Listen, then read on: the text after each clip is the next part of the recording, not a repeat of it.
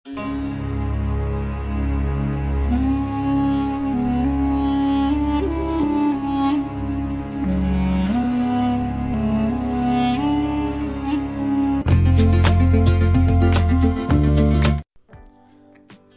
আলাইকুম viewers, welcome to our YouTube channel Nazmul blogs. তো কি অবস্থা সবার, কেমন আছেন? আশা করি সকলে অনেক ভালো আছেন। দীর্ঘদিন পর আপনাদের জন্য নতুন একটি ভিডিও নিয়ে আসলাম। ভিডিওর ইন্ট্রো দেখে হয়তো অনেকে বুঝতে পেরেছেন আজকে আমরা কোথায় যাব। আজকের এই ভিডিওটিতে আমাদের সাথে আছে জুবায়ের ভাই এবং নুরুল ভাই। তো আজকে আপনাদেরকে নিয়ে যাচ্ছি ঐতিহাসিক দিল্লি জামে মসজিদে, যেটি মুঘল সম্রাট শাহজাহান প্রায় 400 বছর আগে নির্মাণ করেছিলেন। আজকে জুমার দিন, জুমার সালাত আদায় করার উদ্দেশ্যে আমরা 3 জনে যাচ্ছি। আমরা সারিতা বিহার মেট্রো স্টেশন থেকে দিল্লি জামে মসজিদ স্টেশনে যাব। 3 জনের জন্য 3টি টিকিট কেটে নিচ্ছি, জনপ্রতি 50 রুপি করে। আমরা টিকিটের কিউআর কোড স্ক্যান করে প্ল্যাটফর্মের দিকে যাচ্ছি। এখন মেট্রোর জন্য আমরা এখন প্ল্যাটফর্মে ওয়েট করব। দেখতে পাচ্ছেন মেট্রো স্টেশনে খুব একটা যাত্রী নেই। আমাদের অপোজিট সাইড থেকে একটি মেট্রো আসলো।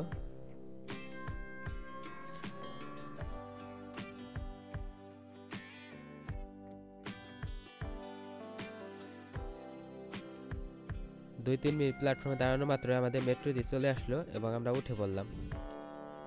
দিল্লি জামে মসজিদ যেতে আমাদের প্রায় 17টি স্টেশন পার করতে হবে, যার জন্য সময় লাগবে প্রায় 40 মিনিট। আমরা কিছু বাইরের ওয়েদার দেখছি। এখন দিল্লিতে মেট্রো লাইন এবং ম্যাক্সিমাম স্টেশনই মাটির নিচ দিয়ে করা। ফার্স্ট টাইম এটা দেখে সবচেয়ে বেশি অবাক হয়েছি। এখানে মাটির প্রায় 2 থেকে 3 তলা নিচে এই মেট্রো স্টেশনগুলো অবস্থিত। ভিডিও লেন্স ছোট করার জন্য ভিডিও স্কিপ করা হয়েছে। আমরা প্রায় 40 মিনিট পর জামে মসজিদ মেট্রো স্টেশনে চলে আসছি। আমাদের এখন এক্সিট গেট দিয়ে আগের মতো কিউআর কোড স্ক্যান করে বের হতে হবে। দেখতে পাচ্ছেন জামে মসজিদের এই স্টেশনটিও মাটির নিচে অবস্থিত। বের হওয়ার জন্য আমাদের উপরের দিকে উঠতে হচ্ছে। স্টেশন থেকে বের হওয়া মাত্র দেখতে পাচ্ছেন এখানে শত শত হকাররা তাদের দোকান নিয়ে বসেছে।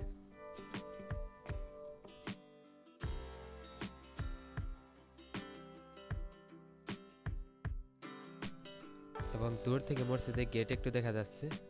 আমরা একটু দূর থেকে মসজিদের সম্পূর্ণ ভিউ নেওয়ার চেষ্টা করলাম।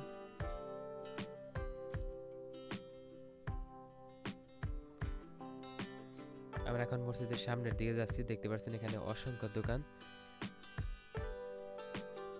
এখানে খাওয়া দাওয়া জিনিস থেকে শুরু করে প্রায় সকল জিনিসই তুলনামূলক কম দামে পাওয়া যায়।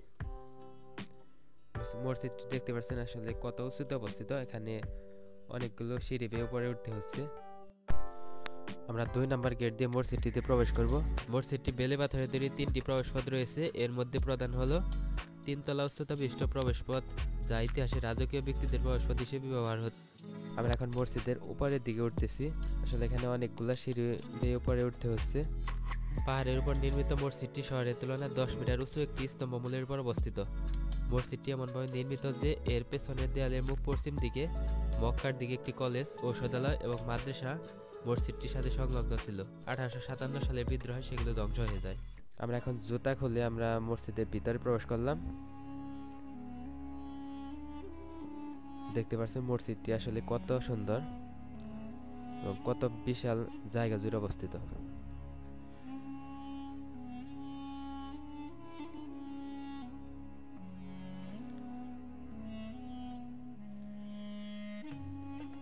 এখন আপনাদেরকে মসজিদটি একটু ঘুরে দেখানোর চেষ্টা করব।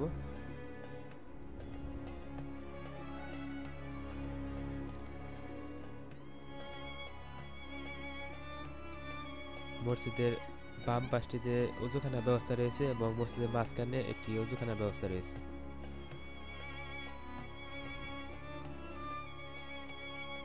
মুঘল সম্রাট শাহজাহান 1644 হতে 1656 সালের মধ্যে শাহজাহানবাদের সবচেয়ে উঁচু স্থানে মসজিদটি নির্মাণ করেন। মসজিদটির নকশা করেন স্থপতি উস্তব খলিল এবং নির্মাণে প্রায় 5000 জন শ্রমিক কাজ করেন। এই নির্মাণে তুর্কি, আরব, পারস্য এবং ইউরোপ সহ বিভিন্ন দেশের মানুষ কাজ করেন। এই মসজিদটি এত বিশাল যে এখানে একসাথে প্রায় 25,000 মুসল্লি নামাজ আদায় করতে পারে। এর নির্মাণের তত্ত্বাবধানের দায়িত্বে ছিলেন শাহজাহানের উজির বা প্রধানমন্ত্রী সাদুল্লাহ খান এবং শাহজাহানের পরিবারের হিসাবদক্ষ ফজিল খান। সে সময় অনুযায়ী নির্মাণ করতে প্রায় 10,01,000,000 রুপি খরচ হয়। 1656 সালের জুলাই মাসের 23 তারিখ উজবেকিস্তানের বুখারি থেকে আগত সৈয়দ আব্দুল গফুর শাহ বুখারি মসজিদটির উদ্বোধন করেন।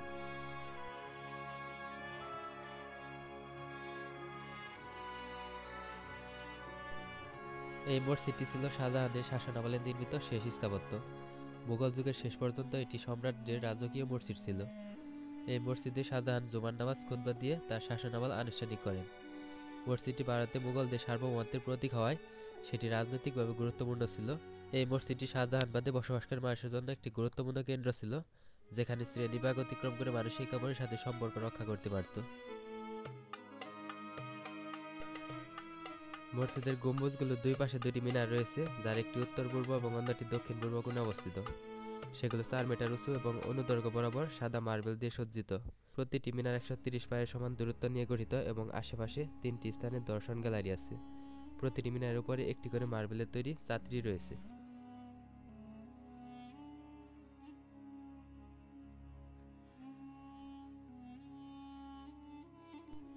তো চলেন আমার মসজিদটির ভিতরের দিকে ঘুরে দেখা যাক।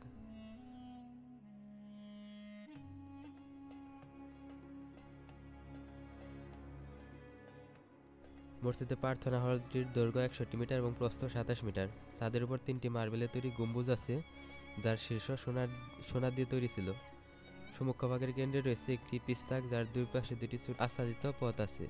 প্রতিটি আচ্ছাদিত পথের উপরে কিছু লিপি সাজানো আছে। হলের ভেতরে পশ্চিম দেয়ালে 7টি মিহরাব আছে, যা হলটি যে 7টি ভাগে বিভক্ত সেগুলোকে নির্দেশ করে। কেন্দ্রীয় মেহরাবটি জটিলভাবে মার্বেল দিয়ে সজ্জিত এবং ডান পাশে রয়েছে মার্বেলের তৈরি একটি মিনার।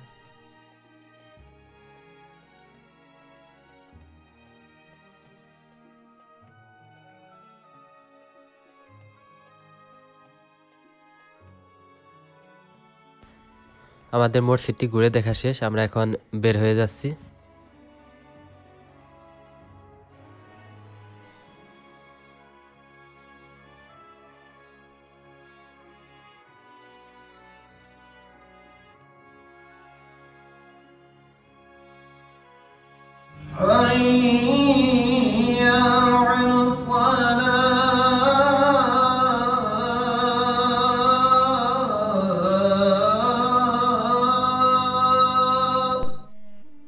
আমরা মসজিদটির রাতের দৃশ্য দেখার জন্য মাগরিবের নামাজে এসে উপস্থিত হয়েছিলাম। এখানে রাত্রে মসজিদটির দৃশ্য আসলে অনেক বেশি সুন্দর দেখা যায়। দেখতে পাচ্ছেন মসজিদটি লাইটে সজ্জিত হয়েছে, দূর থেকে অনেক সুন্দর লাগছে। শেষ পর্যন্ত আমাদের এই ভিডিওটি দেখার জন্য অসংখ্য ধন্যবাদ। যতটুকু সম্ভব হয়েছে মসজিদটি ঘুরে দেখানোর চেষ্টা করেছি। ভিডিওটি ভালো লাগলে অবশ্যই লাইক, কমেন্ট, শেয়ার করবেন। দেখা হবে আবার নতুন কোনো ব্লগ ভিডিও নিয়ে। সে পর্যন্ত সকলে ভালো থাকবেন। আসসালামু আলাইকুম।